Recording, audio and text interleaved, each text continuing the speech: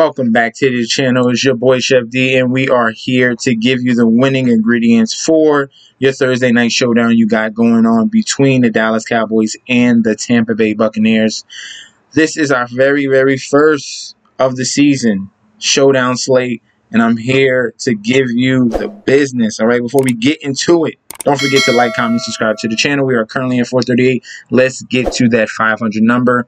Obviously, it's going to be on my part for consistency and results as well. But as long as I'm putting out that content, that number should be coming up. All right, so let's get into this slate. We've been waiting all off season. We get to see the former champs go against a very intriguing team in the Dallas Cowboys, who have question marks on the defense, but offensively is literally top 3 in the league. Okay, hands down. So what are we going to lean towards in this slate? So I'm gonna give you my top 5 guys I'm having majority of my lineups, pretty much all my lineups, but one guy I might leave off and you can still have a decent build. So the first guy I'm gonna talk about will be Dak Prescott, the general of the Dallas Cowboys. And before he got injured with that devastating ankle injury, broken ankle, he was on fire. He was on pace to throw for 7,000 yards. As you can see, some of these games, 450 yards passing, 1 TD, 3 rushing TDs in that game. Then the game against Seattle, 472 yards passing, 3 TDs, chipped in with 26 rushing yards as well. And in that Cleveland game, 500 passing yards against that defense. Okay, don't forget, the Cleveland defense is very good. He threw 500 yards against that defense, 4 TDs, 1 interception, and chipped in with just a little bit of rushing. All right, so the potential is there. And this is someone who is guaranteed points. I want him in each and every lineup that I have.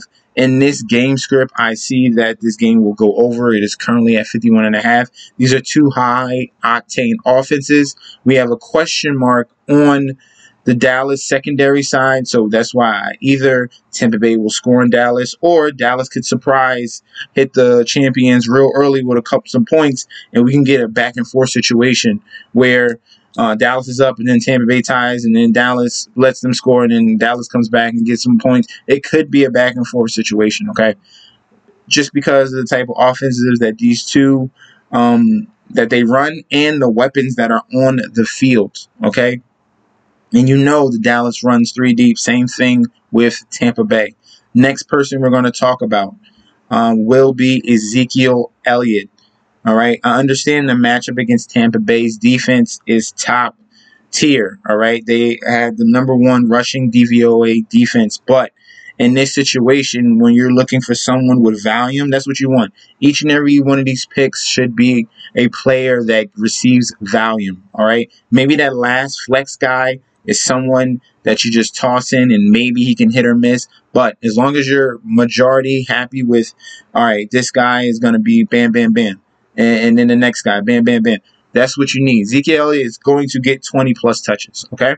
He's going to get touches on 1st and 2nd downs, and in the red zone, he's going to get the goal line carries, and in certain situations, he will be targeted, all right? Zeke averaged 7.5 targets per game last year when Dak Prescott played. This is they're best friends. This is a totally different offense with Dak Prescott. You're seeing the first couple games with Zeke and Dak combination, and this was against the Rams. You would have sat Zeke against the Rams and you would have been misinformed because he had 27 fantasy points. The next game, 23. The next game, 17, 21, 23. That's all the games with Dak. Now, you see the volume, 22 carries. And then you see the receiving, 3, 6, 6, 8. So you have to pay attention. You need the volume. I'm not fading Zeke because of a bad matchup. #1, this is a small slate. Because if you fade him, there's nothing. What are you going to choose? You're going to choose Ronald Jones? Maybe he gets a touchdown. Maybe it could be Fournette. Maybe it could be Gio Bart. You do not know. That is not a guaranteed thing. Maybe it could be no. As long as Zeke is healthy, he will be the lead back in this offense, and we're going to go with him in each and every one of our lineups. These first 2, must-haves, okay? Must-haves. Next, and it might be a lot of Cowboys, but look, if you're a lot of these teams that are going to be in The tournaments will be one-sided, probably to Tampa Bay, because there's a lot of people coming out saying this is a complete blowout. But I think this game is closer than you think. All right, that's all I'm saying. It's closer than you think, and we're gonna have a little bit of edge. All right, next guy is going to be Amari Cooper. A lot of people are going to be on CeeDee Lamb. They might go with a Tampa Bay stack, bring it back with CeeDee Lamb because he's been the talk of town all off season. I'm going to go with the #1 wide receiver on the Cowboys. Just look at the targets with Dak Prescott in those first 5 weeks, pretty much 4 weeks because Dak didn't play the whole game at all against the Giants. You're looking at 14 targets, 10 for 14. You're looking at 9 targets, 6 for 9. You're looking at 12, 9 to 12, and you're looking at 16, 12 to 16. That is absolutely insane. That is 1A. That is absolute wide receiver X type of targets that you need in your lineups, okay? Absolutely in your lineups. So we're going to put Amari Cooper in here as well. All right? I didn't forget about Tampa Bay. It's just that it's going to be hard. You're going to have to mix and match. All right. This is not, you could do one lineup and get lucky, but you're going to have to mix and match.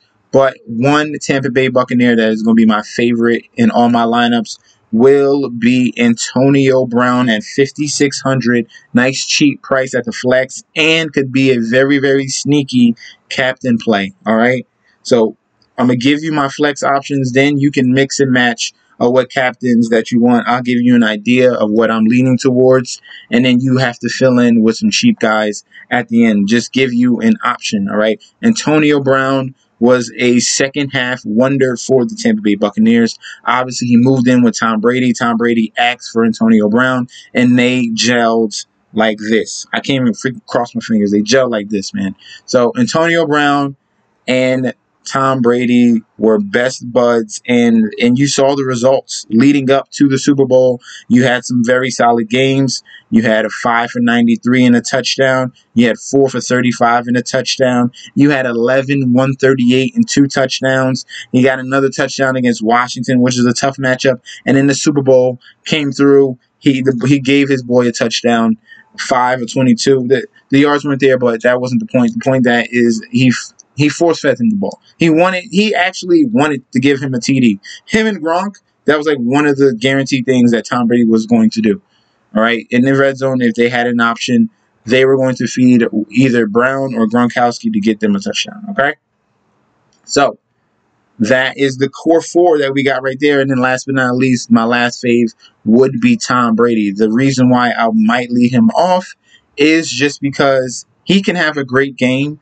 They can score a lot of points, and he still not produce like game-breaking fantasy numbers. He can get you like 20, and you'll be like, okay, I could have sacrificed some salary somewhere else and paid up in another spot. Maybe paid up and got Evans. Maybe Tom Brady is just focusing the ball on Evans.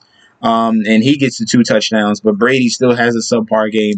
And in the other drives that they get into the red zone could be rushing plays, okay, to Ronald Jones or Leonard Fournette. It's like little stuff like that you might lean toward staying away from Tom Brady. Because Tom Brady, technically, other than Atlanta, Detroit, it's 15, it's 14, it's 5, it's 19, it's 14, it's 14. Like, those are a lot of in the middle games where you can kind of stay away from. But it's going to be a tough build. You're going to have to mix and match in some other areas. But you can do a build where it's Prescott and Brady and some wide receiver ones on either team, okay?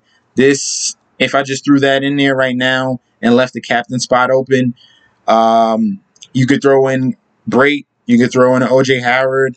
It's not very high. It's not very a high chance. I'm not saying it's a high chance, but it's a probability, but you're going to have to move stuff around. So in this case, this one scenario, I took out Cooper.